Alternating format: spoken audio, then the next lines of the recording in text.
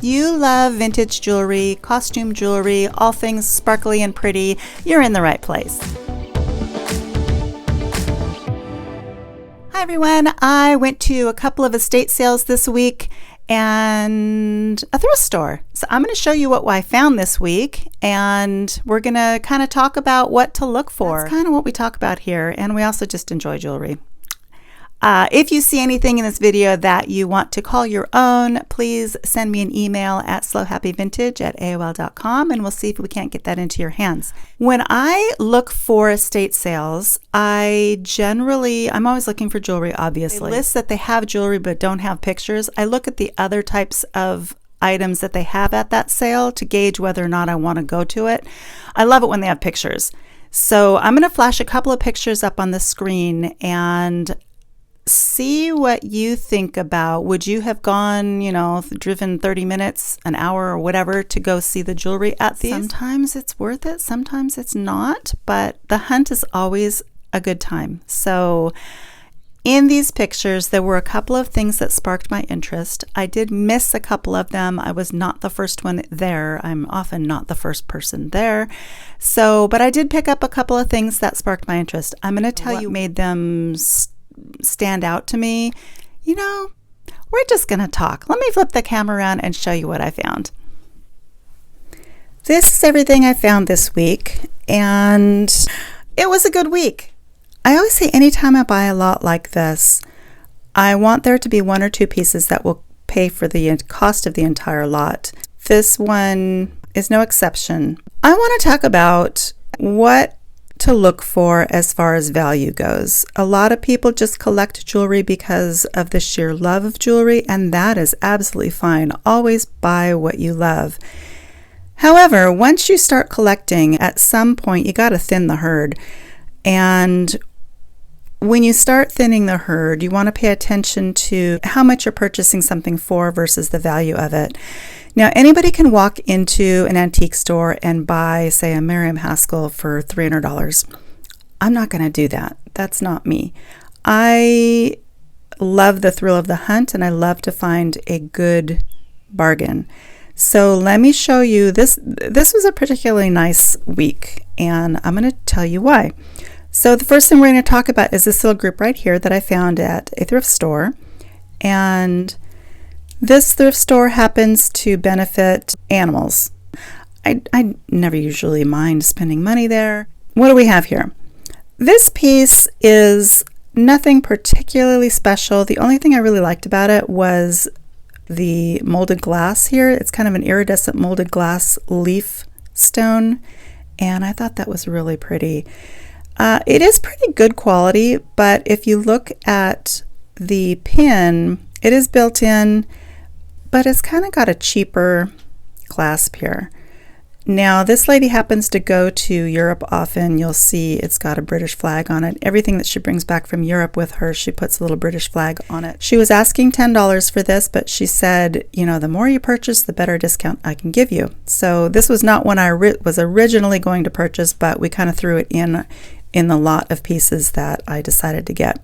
This one right here is a Camrose Cross piece. It is actually a Jackie Kennedy piece. It is signed JBK for Jacqueline Kennedy right down in there. These do sell quite well. She had an asking price of $40 on that, and I've looked at it several times, but I wasn't going to pay $40 for it, so it has sat in the case for quite a while.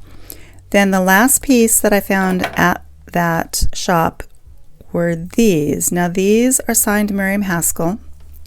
It is a choker necklace, all hand wired beaded pieces. It's signed Miriam Haskell right there, and then the matching earrings are all beaded. Now she wanted $35 for these, but I did point out that it's missing 2 strands of beads right here, and when I pointed that out, she's like, oh my gosh, you're right. And so she basically gave me this piece.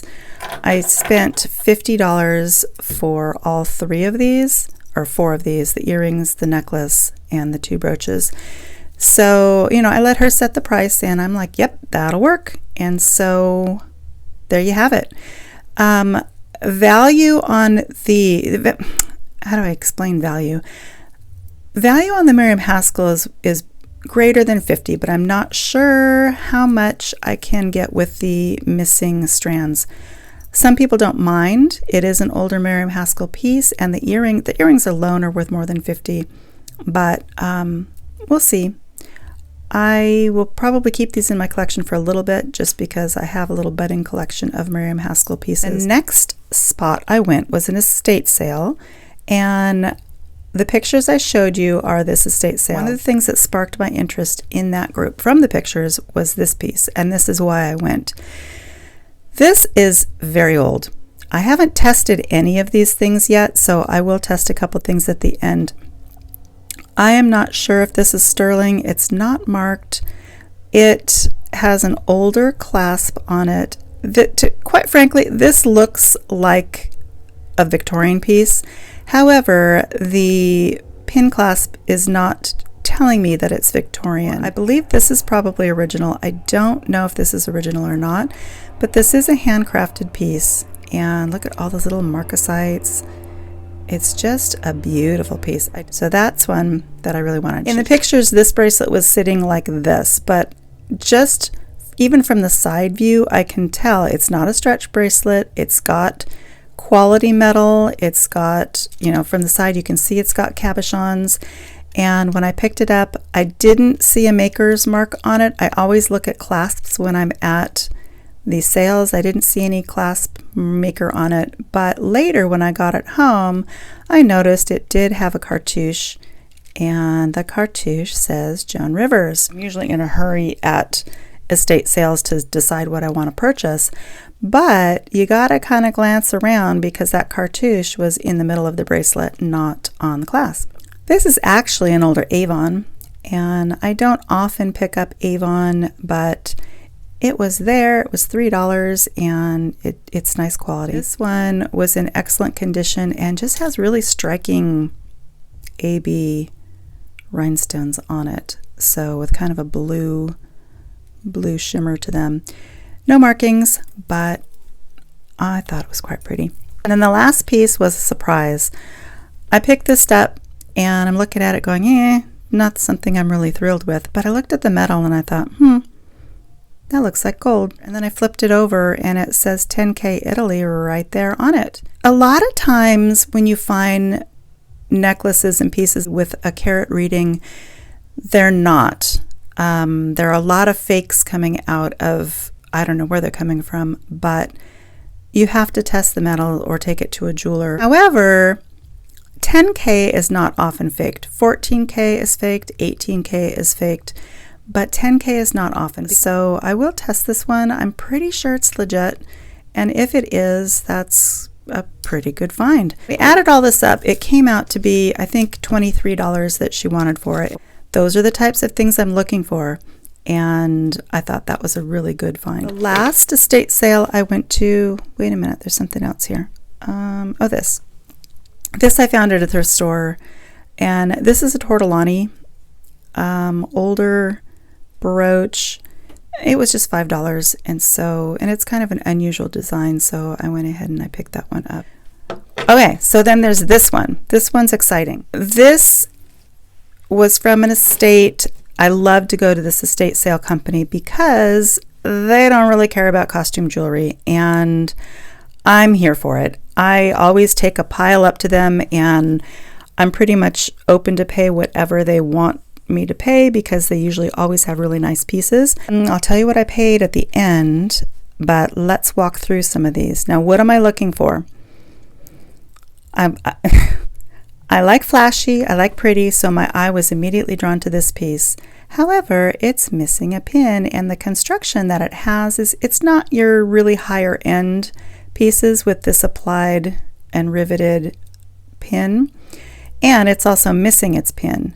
But when you look at it closely, it's just missing the pin. Well, all the other pieces are intact, so I can put a new pin on here and just clamp this down, and it should be back into working order. But I love that beautiful blue. I don't usually keep blue jewelry, but that's a really pretty one. Now, prices have kind of come down on these big sparkly brooches. A while ago, these were going for $40, $50. However, if it's not marked, and even sometimes if it is marked, these are only selling for around $25 now. So do I hang on to it and wait till the market picks back up, or do I sell it? That's a decision I have to make. Of course, I'm going to fix it first. But, I love the sparkly brooches. I don't wear them. I might put one on like a jeans jacket or something, but it's like eye candy. I'll open up a drawer full of sparklies and just beautiful. I spied this. Now, at this sale, there were pieces on the table, and then there was a little jewelry box that just looked like the jewelry box was for sale, but every single drawer in the jewelry box had a ton of stuff in it. And I thought to open it, but I was looking at the stuff on the table, and so I missed it. So this other lady started opening it, but she wasn't taking the good stuff. So I'm always excited. She must have been looking for specific things, because she just took like one piece out, and then I was next to look through it, and so most of this came from that little cabinet. This is missing a couple of little stones, but it'll be an easy fix. It is not marked, but it's a cute little matched set, and it should sell, it should sell 30-ish, 40-ish as a set. This is a JJ. JJ has actually kind of come up in value, whereas these pieces are kind of going down. These are kind of coming up in value. So, and this is a particularly nice one. Hearts are always very popular, and the floral design on this is very desirable as well. It's marked JJ right there. It's just a nice piece. This one, I believe, does it have all of its pieces? Yes, it has all of its stones. I love the baguettes. I love the design. It's kind of, when I look at it from this side, it looks like it could be a Coro design, but when you flip it over, it doesn't really have the Coro, well, the older Coro quality. So I might look up the patents on this just for fun, but it's just an unmarked, really cute bracelet. I have some Southwestern earrings. I don't even think this is inlay. This looks like this is just a piece that's added to the top. I don't think they're sterling. We're going to contrast these with these. Now, if you had to pick out the most valuable piece in this whole lot, it's probably going to be these. If you look at the difference, well, the design aesthetic is amazing on these. These are, I'm going to be shocked if they're not sterling. They are inlaid turquoise, and although they are not marked, I would be 99.9% sure these are Zuni. I'm going to have to check closer to see if there's a mark on there. Absolutely gorgeous. I'm going to test these, but I have seen these for sale in the $200 range. Beautiful, beautiful earrings. So anyway, contrasting these are inlaid. You can actually see and feel the metal between the stones. On this one, you can't. It's either painted or it's just a design applied to whatever that little disc is, which could possibly be plastic. It's not onyx or anything. This one right here is an older,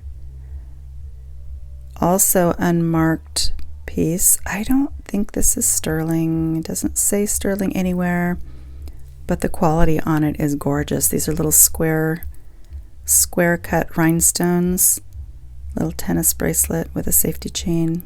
And I like that it's kind of like a hidden clasp too. You just push that little lever and out it comes. More sparkly, pretty earrings. Couldn't pass these up. They are not marked. They've got that swedge construction on them. Makes me think Beau Jewels, Judy Lee, 50s, 60s. Super cute, super pretty, bright blue. Blue is a popular color for selling. Blues, pinks, and greens. Little sterling brooch. This is an older one as well. It is marked sterling somewhere in here, I think right there. Very Art Nouveau design. I'm not quite sure how old it is. It could be Edwardian, it could be Nouveau. Clasp is stuck. There we go. But that one, the coloring is right, the patina on it is right. You could kind of tell that sterling just at first glance. These were in a bag with these. These are nothing special. These will probably just go in a lot of wearable jewelry. Nothing to write home about. How do I know this is nothing to write home about? Well, it's cheap metal. It's modern clasps. All of these stones are just glued in. There's nothing fancy about them. They look like very inexpensive, newer stones. How do I know that? Just from looking at a lot of jewelry over time. So those are going to go in a lot. They'll probably go in a lot along with those Southwestern earrings. And then these I kind of questioned. At first glance, when I was looking really quickly, they looked a little bit too nice to be costume. Like I thought maybe perhaps this could be gold. These could possibly be real stones. I'm going to check the stones because I do believe there's some inclusions in the stones, which would indicate that they're genuine stones. However, looking more closely at the metal, there's some pitting and things on it, so I do not think these are gold. The weight is also not quite gold-like, so I think they could be vermeil, or they could just be fancy paint. I believe there's some chipping and cracking to some of the stones though, so these were well loved and well worn. I kind of like them though. Wonder what they look like on. These are Florenza. They are marked Florenza right there on the back. Florenza is one of those brands that typically holds their value. They are missing a stone. I've got to figure out if that was a pearl there or if it was a green stone. I'm not sure. Wait, there's remnants of foil on there, so it's got to be a stone. I'm hoping it's not a green stone because green stones are hard to come by. I have a really hard time finding them and matching them. But anyway, nice Florenza earrings. And then this piece, this little pansy, beautiful piece. I don't think it's that old, and it's a stamped piece of metal. It looks like it's been coated though, so it could be vermeil as well. I don't know that I'm going to test it. I just think it's a beautiful piece. Then we have AB coated beautiful little bracelet.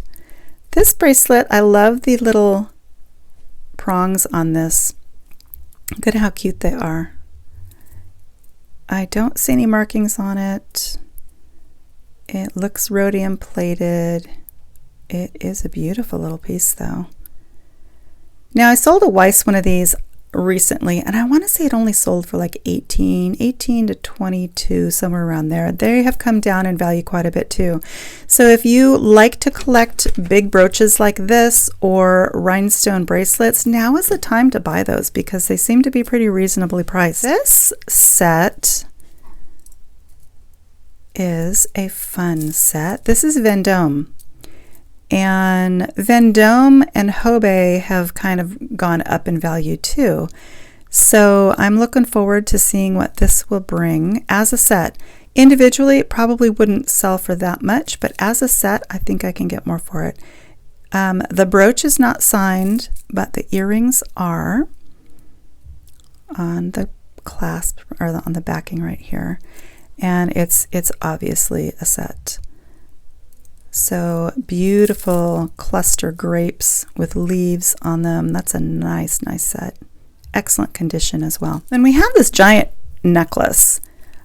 This is not marked either that I can see. It has a box clasp. And if you look at this necklace, it's got a lot of variance in the color of stones. There could have been some moisture damage. I don't think it's missing any stones. And I actually, on a piece like this, because the discoloration basically shows its age, that it is a vintage piece, and because it has so much of it, it actually works in the design. I wouldn't change this. I wouldn't swap out any of the stones because it kind of gives it some character. So I'm going to leave it the way it is. It's a really long necklace. These have me a little bit baffled. At first I thought this was a set. This could be glass, could be onyx. It is signed SG or SC and 925. Now, Native American pieces rarely ever sign things 925, at least the older ones. So this leads me to believe, at first I thought it could have been Native American. Native American pieces are typically always solid backed versus open backed. So I don't think that, as much as I'd like to think this is a set, I don't think it's a set. This necklace with the granulation here on this piece and the open backs, it kind of looks like maybe something out of Turkey or Indonesia or Middle Eastern, that kind of feel. I think these are probably glass. I don't know how the Presidium tests onyx or if it does, so we will see what it says about that.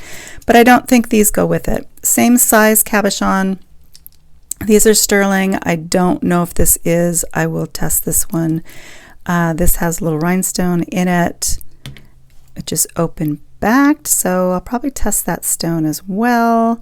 So this is kind of a mystery. They're nice, being sterling and all. They are artisan made, but questionable on that. We have two little sets left. This piece screams Austria to me. It's not marked. It's not going to be Juliana because it has no pin stop. It is applied pin, and it just doesn't look like it looks Austrian to me.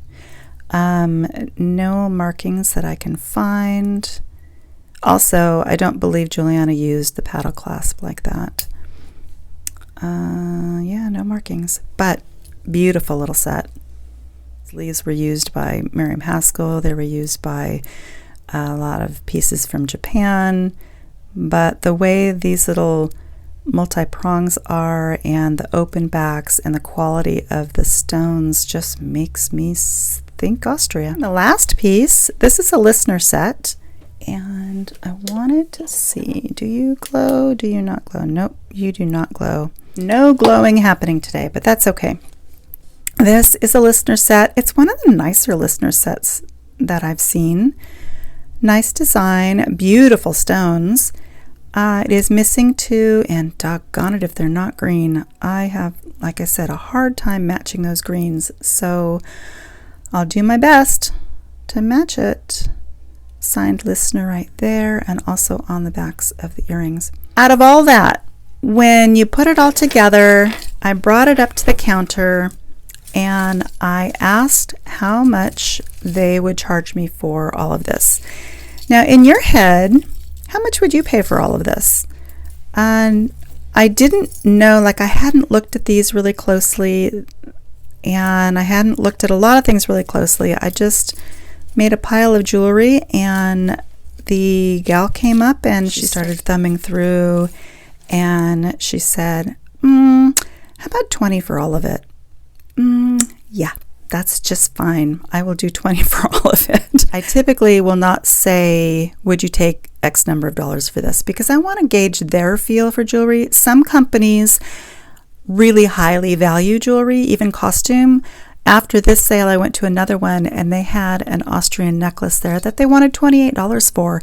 And I am not going to pay $28 for a clear rhinestone Austrian necklace. I'm just not. If it were 20 or less, maybe, but I know that I'm not going to keep all of the jewelry that I purchase. So in the back of my head, I'm always thinking, even if I plan on keeping it, I'm always thinking, well, if I decided to sell that, would I get my money back out of it? And at $28 for a clear clear glass rhinestone necklace, I just don't see it. So $20, we're all good, especially considering I believe these pieces are quite valuable.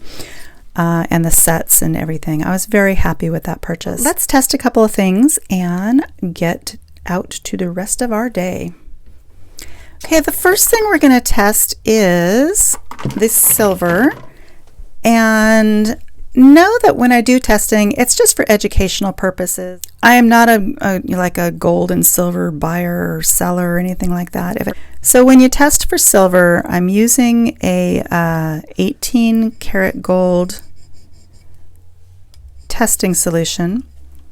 It will turn your silver scratch blue if it's sterling. There can be different grades of silver. So if it's like 800 silver, you're not going to get a good reading. These, I wouldn't even know where to test. I don't think they are, but I guess I'll just test one of these little things. That's probably just a cheap metal. You always want to find a very inconspicuous spot to test because you don't want to ruin the piece. I'm just going to take my little 18 karat gold testing solution and run a little bit of it along the pieces or the scratches and see what happens. Okay, so this one is not. I'm going to test these again. These are so tarnished that sometimes if you just get the tarnish on there, you don't get a good reading. This one is sterling. Okay, there we go. It's coming. These are sterling. This is sterling.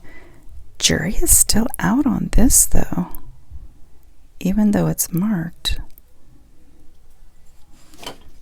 Let's try one more spot.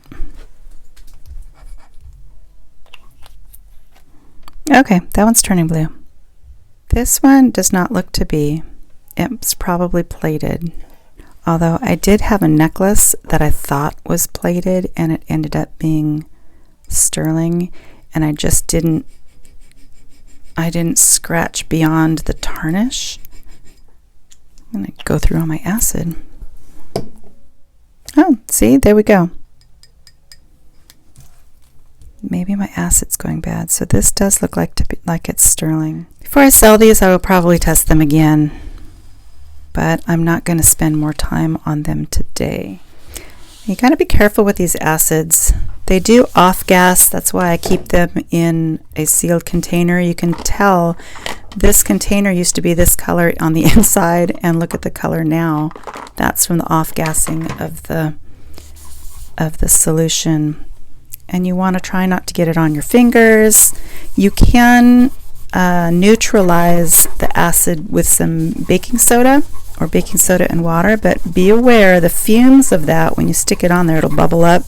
The fumes are really bad. Okay, the next thing to test is this. Normally you want to test with a magnet first, and I can't seem to find my magnet, so we're just going to acid test this. And you can do that with silver as well. If it's magnetic, it's not going to be a precious metal. And it says 10 karat, so we are going to test with 10 karat. That's a good sign. Yeah, I think we have a winner. My preliminary testing says that, yeah, we got some silver, we got some 10K. Now the question is, when you find gold, do you scrap it or do you try to sell it? On a vintage piece, like a really old piece, I would probably try to sell it. But this is a modern design, and if you sell on eBay, you've got to deal with authentication. And the problem with the authentication process on eBay is that gold, especially like your 10 carats, your 14 carats, and even to some extent your 18 carats, okay, so it's a portion of gold. There are other alloys mixed in with that gold, so any place that you test may or may not be true 14 karat or true 10 karat. I know of people who have sent gold through authentication in eBay and have it kicked back because it's marked 14 karat, it was advertised as 14 karat, and it might be 13.4 karat. And eBay will say, well, that's not 14 karat. But it may have just been where they tested on the piece of jewelry that it wasn't reading true. There should be some leeway in there, but so far there's not. So anyway, you've got to deal with that. You've got to deal with eBay taking a percentage. You've got to deal with, the hassle of photographing and shipping and storing, all that kind of stuff. So is it worth it to sell gold for anything more than scrap? I don't know. The jury's out. Like I said, on these modern pieces, I'm almost thinking it might be more cost effective just to scrap it, even though, yeah, I don't know. I don't know what I'm going to do with that. I always like to test my Presidium. It's doing fine. I wanted to test this just for fun to show you with glass. Glass typically doesn't move on my Presidium. Interesting. I'll show you. Normally glass will just not do anything. See, it does that. Nothing. And these are leading me to believe they're like really either high lead. There's something else going on here. They're not quite quartz, but they're not registering as glass. That's a really high quality piece. I also wanted to test these little tiny stones in here. Okay, glass. And this, I think, is just glass. I'm not sure how. Okay, so this is registering as something other than glass. So I'm going to guess that it's onyx. How about these? Same with this. So let me ask you, what are my questions for today? How much would you have spent on that last lot? I was thinking in my head she was going to say $50, and I would have paid $50 for it. I don't think I would have paid more than $50. I probably would have taken some things out before committing to buy it. But when she said 20, I was overjoyed because that falls well within my understanding of, hey, I can resell things if I don't decide to keep them. Out of this lot, the things that I will hang on to for a little while are going to be probably this set and the Miriam Haskells, and that's probably it. I mean, we'll see how quickly I've got a lot of jewelry. I love it. I do love it, but I do need to sell it. I'm going to give you a last look at a lot of these things. I'll lay them out again, and I'll put some of the necklaces on some necks. And I hope you're having a great day as always, and I hope you enjoy these videos. Please give me a thumbs up and share and leave me a comment and all that kind of stuff. And I will see you in the next one.